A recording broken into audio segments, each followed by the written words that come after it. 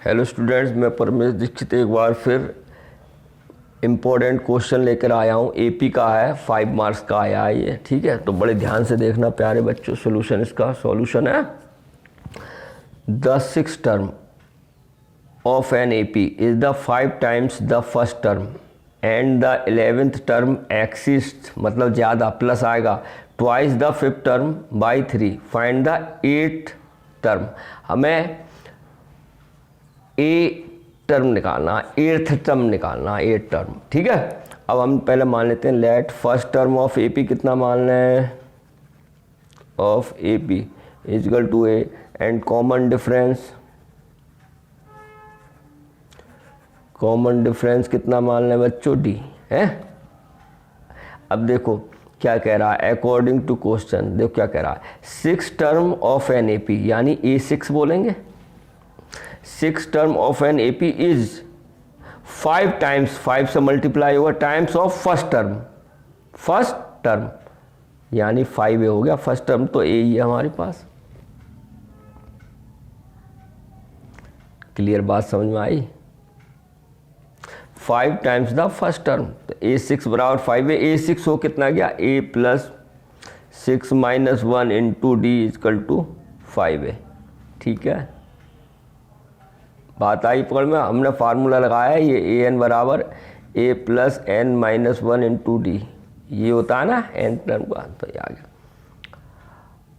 Clear है।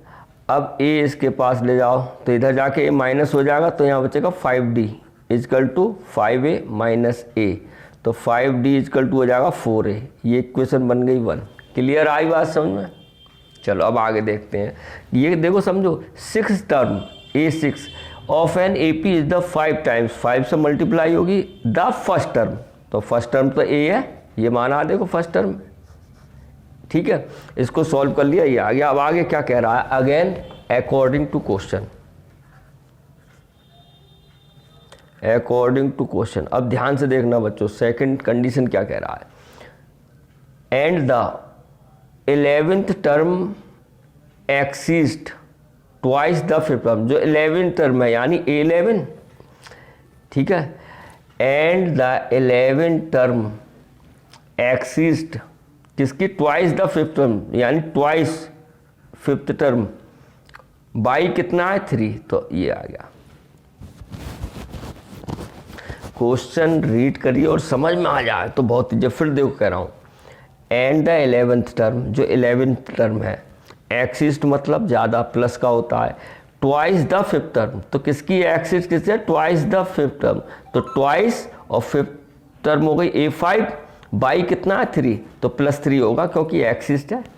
इसे solve कर लीजिए। A11 कितना होता है बेटा, A plus 11 minus 1 into D, बोलो बेटा 2, ब्रैकेट बड़ा लगाओ। A5 कितना होता है, A plus 5 minus 1 into D और प्लस 3, ये बात आई समझ में।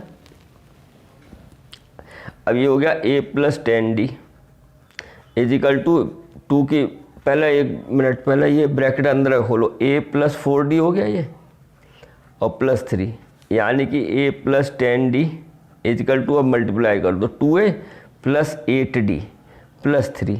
बोलो बेटा अब A और D को इधर ले आओ या इसको इधर ले आओ, कैसे भी कर लो आप, ठीक है। तो आ जाएगा A प्लस 10D, तो यहाँ है ही minus 2A minus 8D equal to 3, तो कितना आ जाएगा हमारे पास, माइनस A और प्लस 2D इजकल टू 3। बात पकड़ में आ रही है। ये हो गई इक्वेशन 2। अब ये फर्स्ट है और ये सेकंड, ऐसे सॉल्व कर लो। A और D का मान आ जाएगा तो 8 टर्म निकाल लेंगे। अब सॉल्व कैसे करेंगे, A का मान यहाँ से यहाँ रख दो, नहीं तो इसे इक्वेशन ही बना लो। इसको ऐसे लिख सकते हैं, 5D इधर ले आओ, ये से ऐसे लिख सकते हैं 4A minus 5D equal to 0। ये भी आप समझ रहे होगे।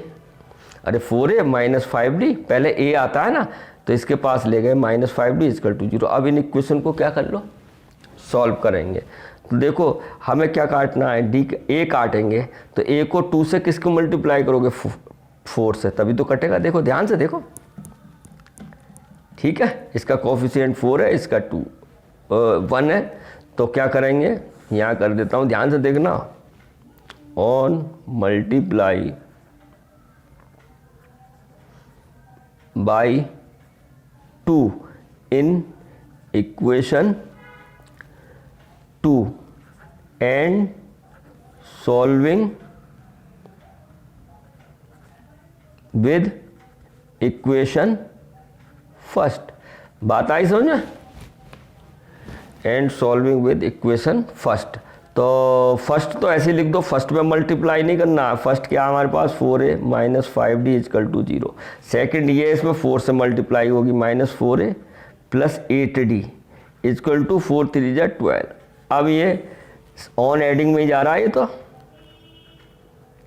ये कट गया, यहाँ बचा बेटा 3d इजकल टू माइनस 12, वो इजिकल टू 12 सॉरी प्लस का ही आएगा, ये इजिकल टू है। ठीक है, देखो 8 में से 5 गया 3 और 12, तो d बराबर कितना हो गया 12/3, तो d बराबर हो गया बेटा 4। ठीक है, d बराबर 4 आ गया। अब हमें क्या d का मान किस में रख दें? इक्वेशन 1 में रख दो तो a का मान आ जाएगा, या 2 में रख दो। Putting the value of d, putting the value of d in equation first, तो रखो 4a माइनस 5 और d कितना आया 4, तो 4 और इजकल टू 0 है। देखो तो 4a minus 20 equal to 0, 4a equal to 20, a बराबर हो जाएगा 20/4, तो a बराबर 5, 4 5 20। क्लियर है?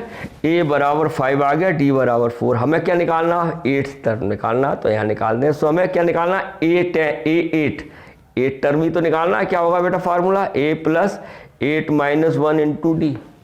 बोलो तो a कितना आया? देखो ये रखा है आपके सामने, दिख रहा है ये देखो 5 प्लस 7 और d कितना आया हमारे पास 4, तो ये हो गया 5 प्लस 7 4 जा 28, तो 5 और 28 कितने हुए 33। यही आपका क्या आ गया? आंसर आ गया।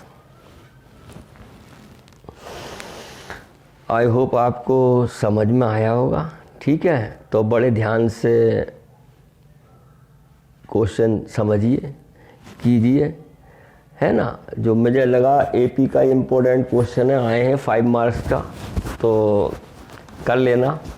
ये बुक का एनसीईआरटी की तरह है, वैसे आप कर लेंगे बहुत बच्चे, तो मेहनत कीजिए और अपना ध्यान रखिए स्वास्थ्य का, अपने माता पिता का कहना मानिए और बस लग जाइए तन मन से प्रभु का स्मरण करते हुए। Have a nice day.